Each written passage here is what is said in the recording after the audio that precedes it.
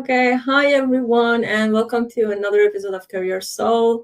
I'm very happy today because I'm sitting down with Farinoosh Fayaz, and we're going to have an interesting conversation about what she does as a business consultant and how she got here. And I know that there are so many great experiences for everybody to learn from because I've had this conversation with Farinoosh before, and it's been a journey. So I'm really excited. So grab a cup of coffee, tea, or anything, and let's kick off. So, Farinoosh, welcome to Career Soul, and thank you so much for accepting my invitation. It's great to have you.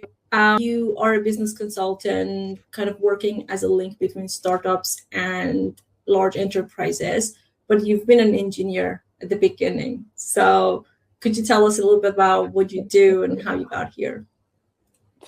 Cool. Hello, Mina. Hello, everyone. I'm so happy to be here. And thank you so much, Mina, for inviting me. So excited. That's correct. Actually, that's been quite a journey from engineering to consulting. I would be happy to tell you more about this journey. Currently, I am a business consultant at Deloitte, working at the intersection of technology and corporates. My job quite sits between big corporates and also the startups environment, the startups market. And it's quite like supporting the corporates to use and adopt startup technology in a repeatable way, in a systematic way. And I'm also happy to help them achieve this goal throughout our support. Before that, I worked in the startup market for ed technology and also IoT, quite connected to my engineering background, mainly supporting go-to-market and strategy, and also customer acquisition. On my educational background, as you said, that I have a bachelor degree in electrical engineering, mainly specialized in control system. Also, I have an MBA degree in management, in marketing specialized. And also, quite recently, I mean, not recently, 3 years ago, I got my master degree in entrepreneurship and digitalization.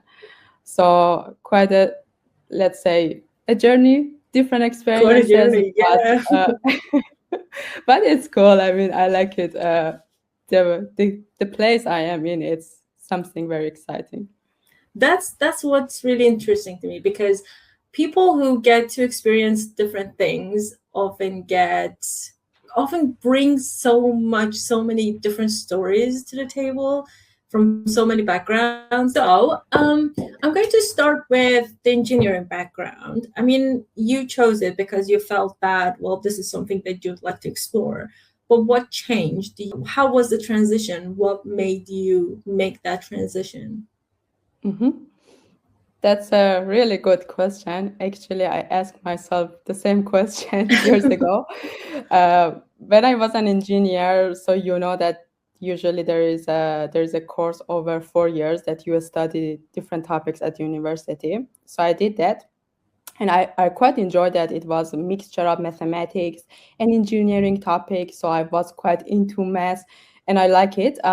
Then when it comes to selecting a job for life, I saw that, okay, then uh, do I want to be an engineer? I want to be in a factory working with different tools, assets like PLC, for example, and just regularly check on the technical aspect of the assets in a factory environment. And then the answer was no, I'm not that kind of person. I like to solve a mathematic problem, but maybe I'm not very kind of curious to know how they are working for engineers and also get them up and running, so to say. So I thought about that, what would be interesting to explore. And I kind of, I wouldn't say it was a kind of discovery moment. It was a kind of growing, let's say, realization that, hey, I would like to know what kind of impact this PLC is Mhm. having on the factory, or how people are interacting with such tools, or how people are getting benefit of this kind of solution, like technical solution. And those were the topics that I couldn't explore as an engineer. I needed to be in the rooms that there are business people there, and they are making the decision, Mhm. and they derive that where this technology is going to uh, impact people, what is the cost, the revenue out of that, what strategy is going to be applied when you are getting that technical solution to the customers, who is the target audience here, something like this, like those questions that I thought that, okay, I need to know about the management. I need to get into the business work, a business area. And for that, I felt the need to study management foundation, management studies, because I didn't have any clue like about the, okay, how let's say marketing works, or how finance is working. And for that, I took the MBA course, because it was a kind of, let's say, packed 1 year, 1.5 year of the studies that I learned the basics for management. And it gave me a kind of clear understanding of how the business world works in terms of economic, in terms of marketing, people management, leadership, and everything that you can see hands-on in your current world, in our current world. So that was the good first step. Actually, I tried to close the bridge. I mean, connect my previous studying in engineering to something in a business direction that I wanted to be more. So that was the journey I took. And after the MBA part, I wanted to just deepen my knowledge in that one. And I was very curious about the startups, how they are working, how they kind of grow. I mean, it's a question that, how you call it, $1 billion question. Nobody knows how they are growing, and it was the question I wanted to get into that. Not as a founder, mainly as a person who is in this world, that the companies are growing. They are kind of, let's say, they are everywhere. Like, it's easy to build a company, have a Yeah. startup, and think about the product you want to sell in the market. So that was the uh, question I wanted to get the answer on. And for that, I continue my studying in masters, that I learned more about the entrepreneurship, how you can set up your company, how you can build it and grow it, which was super helpful for me. I really enjoyed studying those topics. That sounds amazing. It's like they completed each other in a way. Maybe planned or unplanned at the beginning, but they seem to complete each other completely. You have that Mhm, engineering background and experience, and then you put the management side on top of it, and then from the startup point of view and kind of entrepreneur point of view. So it's a quite a package. I like that. That's very interesting. And I remember when we talked about entrepreneurship and the masters that you took, I mhm, still remember I was like listening, what is that? That sounds so interesting. So could you tell us a little bit about that major? Because I know that there are some people on the call that would want to know what it's like to study in that area and what they can make of it at the end, mhm. like as you have. So yeah, could you tell us a bit more about that? Specifically on the major, like entrepreneurship, What you kind of mean? areas they get insights to? What Mhm, will they be able to do afterwards after they finish their studies? For example, one way mhm. is something that you are doing right now. So Yeah. you could tell us a bit about what you do, what you're doing right now, and any other areas that they can explore. Mhm.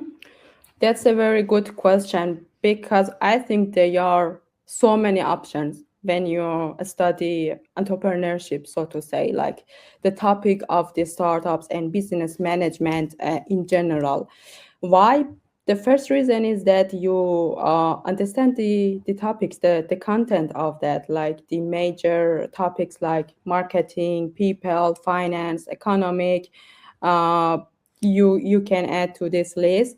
And the second topic is that when you are learning these topics, generally the classrooms or the topics you are involved, it's not like very classic university course that you are in a class of 200 people, that you have one professor standing there teaching Giving a you, lecture, and then yeah. exactly lecturing you, and then you are just one of 200 people and nobody knows you. You maybe just know your short circle around you, your kind of classmates, but then when it comes to the professor or the other people, they don't know you, and then it's not something that you can get out of the class. But what I see in the business courses, that you are part of a team that's not that big, like they are not 200 people in, maybe less than 100, and then you have the opportunity to get there and talk to people, present in front of people, part of a team, and do some group work, which is super important. And I do not think you can get it in the engineering course, because engineering is more, for example, when we are talking about the exams, they are all paper based. You are answering the question, you get the mark, that's it. But then when you are studying a business major, you are mainly part of group and you are delivering project to your lecturer. And that's the way that you learn things, because you interact with people, you Mhm. discuss topic, debate topics. A lot of advantages are coming from these courses, because you learn how to interact with people as well. It's Exactly. not just about the topic, it's also about interacting with people. And I think that's the key skill that you can take with yourselves to the Mhm. industry, to the work, to the market, for your life. I would say That's a that's great the important point. one. Yeah, that's a great point because people, uh, as you say, I mean, they make up a great deal of the work when you're working, especially as you are right now, working between startups and enterprises. You literally need to translate this side need to this side what they're looking for. So Mhm. basically, being able to speak both languages, and it's not an easy job. I know you need to take into consideration what each side needs, what they Mhm. want, what they're looking for. Is it a fit? Is it a good enough, not a good fit? And also help them see what's in it. Am I Mhm. right? Okay. Yes, that's correct. They are more to that. I'll tell you why. So basically, what I currently do, that's correct. It's like speaking two different languages. And what I do, it's basically finding a right startup solutions. By solutions, I mean product that the startups are offering for a specific problem that a corporate is dealing with.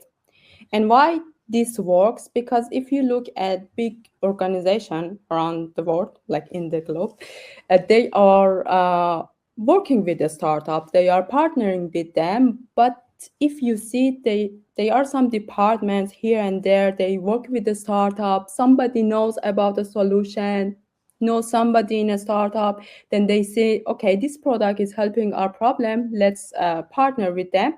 But it just limited to this. It's not in a structured way, not in a repeatable way, that hey, there is an engine, it's like a running engine, and then you can use the product of the startups in a repeatable way. You can solve your real problems with them, not just because they are cool startup. It's more rather that our problem has a solution in the market, and we have a kind of systematic way to get that startup and use the product for our problem. So that's, Mhm. you can think of it as a more a structured process that kind of automate this process of technology adoption. And when it comes to the language, it's correct, because you know the corporate and the startup, they are in a different world. Like corporate, you can see they are very risk averse. They are big organizations. They have a lot of stakeholders involved, so many decision makers. And then in the opposite, you have the startup, which usually has a team around 20 to 150, I would say, about early stage startups. And then they are fast in decision making, they Yeah. are a super risk taker, like, hey, let's do that, let's see what's going on. And then now imagine those two want to work together. Oh my. This is difficult situation. And it needs to be, you need to kind of speak both languages, not in terms of vocabulary or Yeah. terminology. It's more on the understanding their concerns and fears, because it's completely different. When you talk with a corporate, they have their own concerns, and they are all valid. They are just thinking about, okay, if I work with this startup, what would happen if it fails? I mean, are they around in 2 years, for example? Mhm. They can think about that. And then on the startup side, they would say that, hey, I don't know, are we going to do a pilot project with this corporate? Do you is that worse that we are paying a lot of time on that we need to ship a product, instead we are talking with this corporate as a potential client? So they are the concerns that as a consultant, myself, I need to address those concerns before they become a blocker in the Mhm. road. So I need to address them. I need to make sure that both are getting advantages, and it can be through the structure evaluation process, or through a structure pilot scoping, a structure streamlined processes, that you can say that, hey, both parties are happy because we already thought about their concerns and we tried to solve it. So Mhm. that's a very valid concern that I see that you also asked, that how it can work, but it can work, yes. It's a difficult job, I would say. I mean, everybody would want to win, and then there are situations that maybe one or both parties need to compromise to be able to achieve that shared goal, which makes it difficult. Which makes me think, you Hmm. mentioned some technical terms, that this is, for example, a tool or a approach or framework that we can use to get to that goal. But what are some non-technical aspects to it that makes a consultant a great consultant, to be able Hmm. to build that bridge, so say? Hmm. That's a very good question. I think that as a consultant, you need to talk about the difficult truths and show the way to the client or to the person you are talking with. It's important to consult in a way that you show that you, first of all, you have the expertise of the industry you are in, and also you have a fair judgment of the situation, and you show all the ways to your counterpart. And that's the key. I would say those are the key elements that the consultant can show. He's a trustworthy person, and it works. The other aspect is about, you can call it communication, or Mhm. stakeholder management, the way that you interact with people. It's a Mhm. super important topic, and also I'm more into that. I'm researching about this topic. That's my favorite. How to work with different kind of people, because each person is different, and you cannot treat all of them the same. And it's not only about the role they have, where they are, their position, it's also about their personality, because it's different, and you need to know that what they want to get into it, and then you support them in that. So it comes very, very important and hands on when it comes to knowing how to communicate. And I would say it's a journey of learning, like how you interact and communicate. And hopefully I try to be in a good track. Let's see. But that's a skill that you need to develop further. I mean, There is no I end to it, agree. in my Yeah, I opinion. agree. I mean, to a sense, it's very much related to or similar to what I do.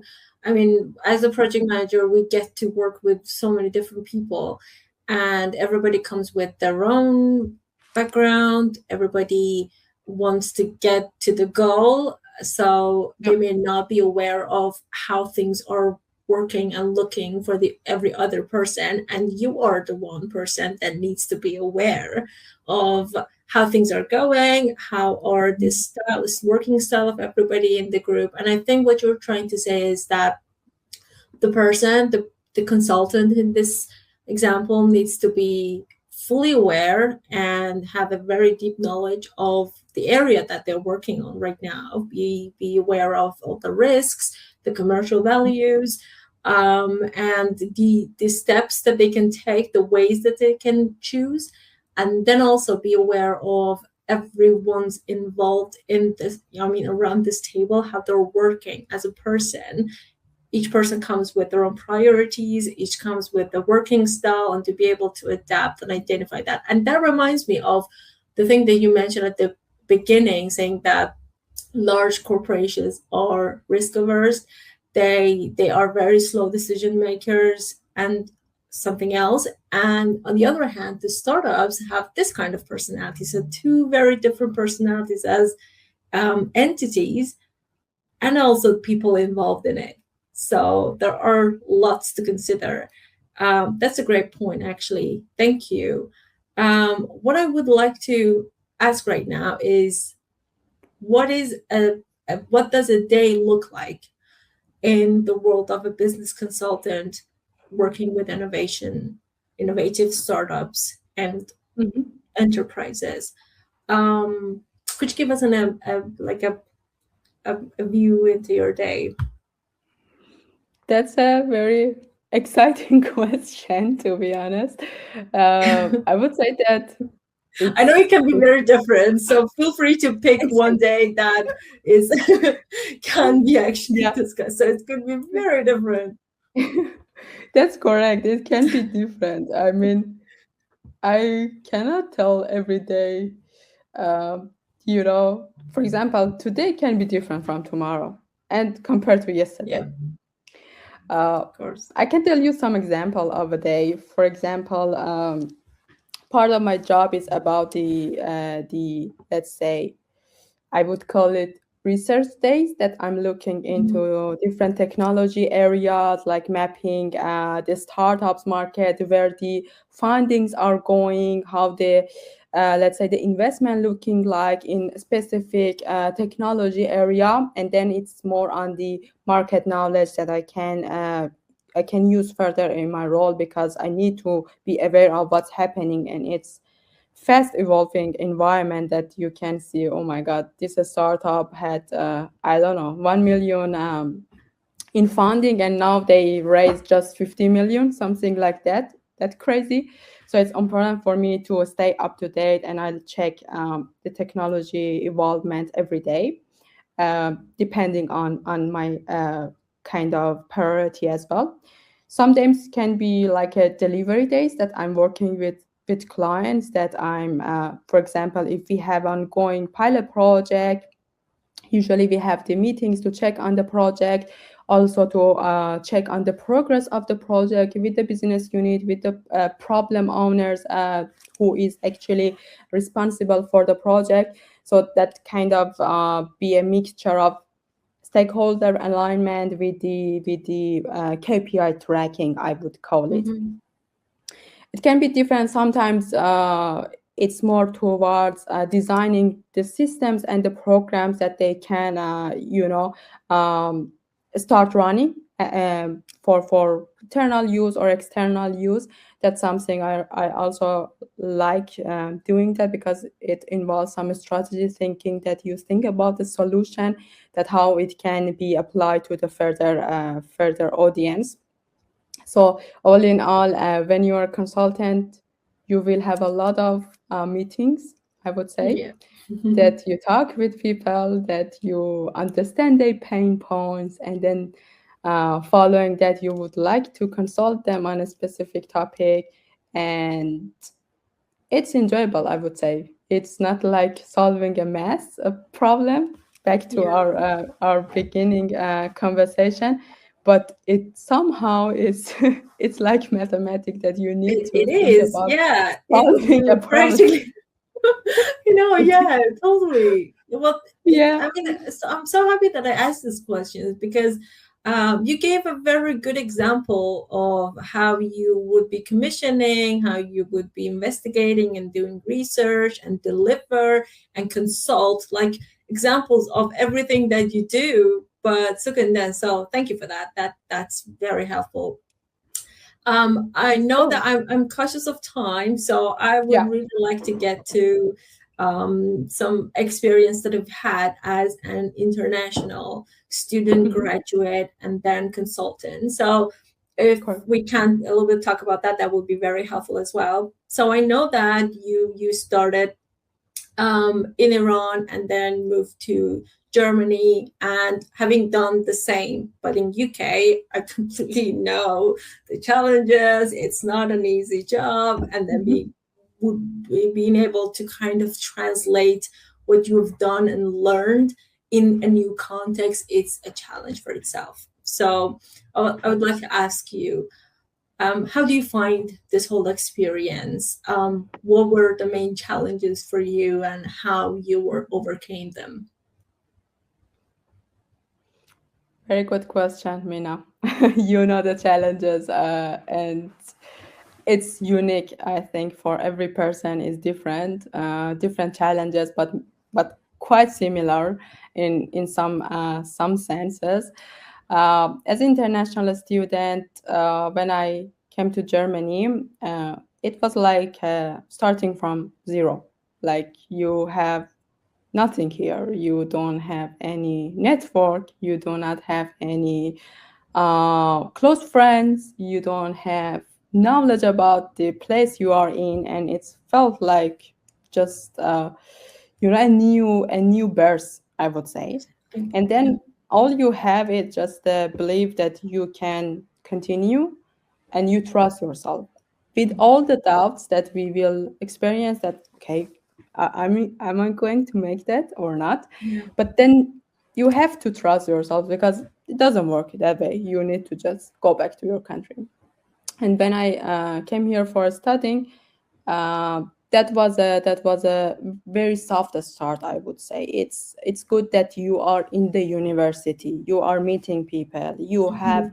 you start to build your network, which is your classmate first of all, and then you kind of growing your network with your professors at university, with some other friends that you can make, like neighbors, so for example. And then you are step by step, like a child, you are getting to know your environment, which is super useful. And there are challenges to that, um, a lot of challenges that you kind of get hang of it by the time it's passing by. But it's good to also develop that muscles in yourself, like I need to deal with this. I will figure it out. There is nothing that you can just, say that, hey, okay, I'll just go back to my country. It's something that you stay and fight and find your way, because that's how it works, and it would pay off.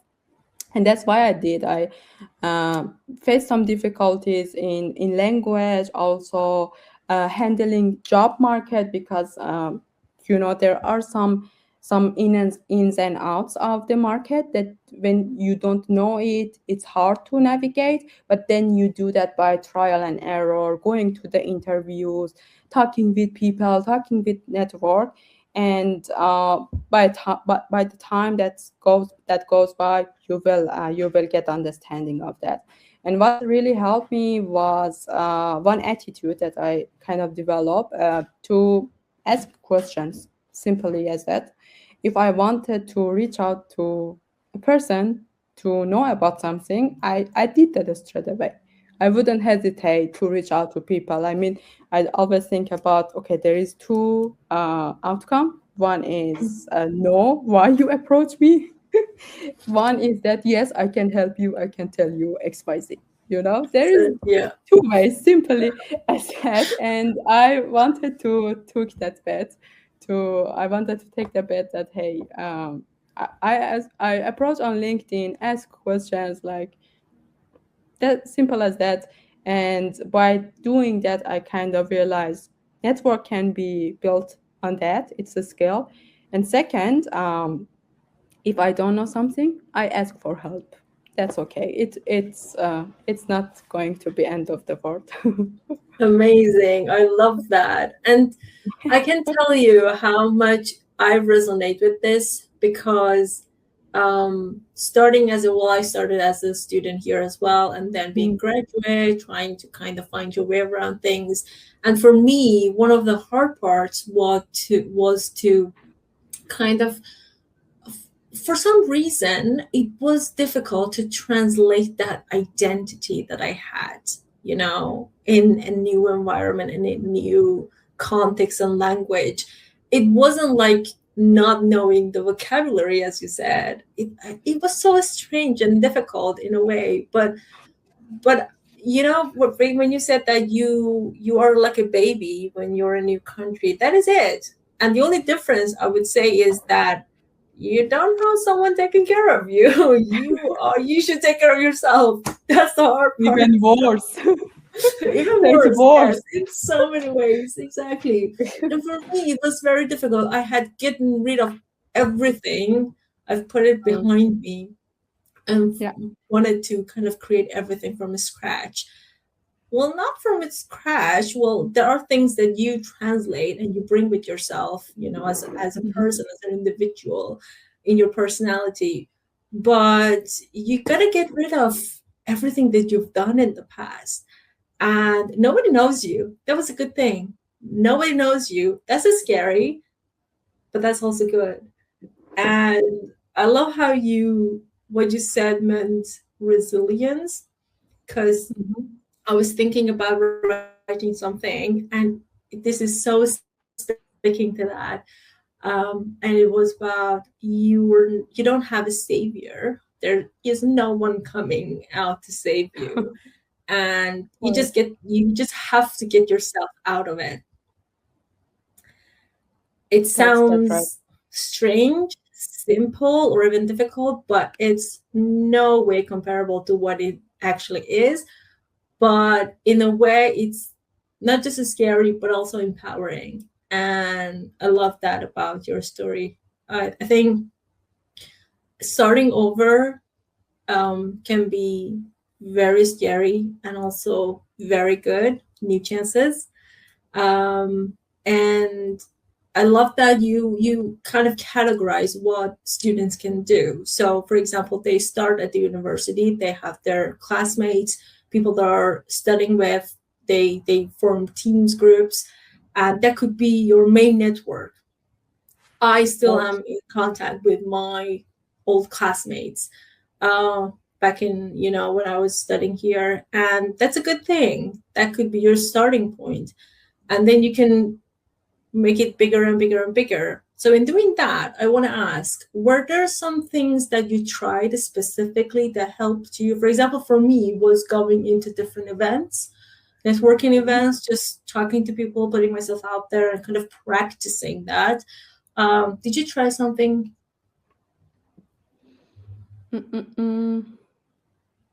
Good question. Yeah, I started by university here, so it was like I had my classmates already. I had my professor and the team around. Um, for the events, I remember I joined some events, but not specifically creating the network. I was very active on LinkedIn, especially to find the people who are in the positions in the market, in the job market, that I want to be. Like I was seeing my future Farinoosh, kind of like, hey, this is a person I can learn from. And then I approached them asking for their experience, like how you did that. And if it was a case that a kind of an international student was that, that person was a student before and now he was in the job market, it was even easier because I could tell that, hey, I relate to you, and then he could help me to understand some topics if I had some questions. So that also helped, the LinkedIn especially. And the other topic was I create, or let's say, made a lot of international friends. Like it was very exciting for me to not just stay in my circle, like the friends I Mhm. already have, rather expanding that, talking with some new people, find some new international friends that they could help me create my new identity in a new country.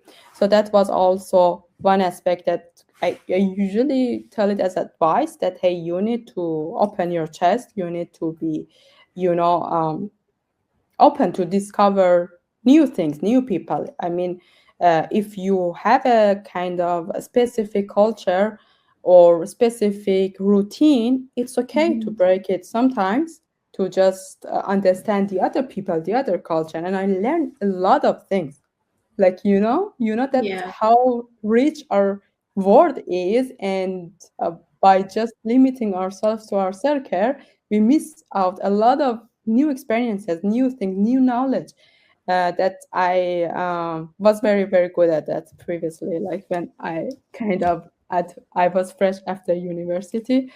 I had a lot of time for that. Oh, I love that. That's it.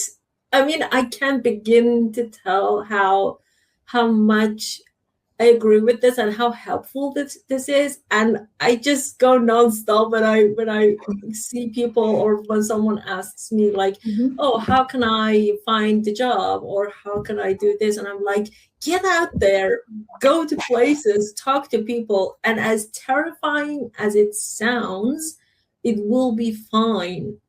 I mean, you said it. They're either going to Mhm. say sorry, no, or yeah, sure. Yeah. Sometimes people ghost. So I'm gonna add another option to that. Some people ghost you, but Oh. that's fine. I mean, they don't owe us anything. Mhm. And if they help, they help. And we try to give it back in another way to someone else.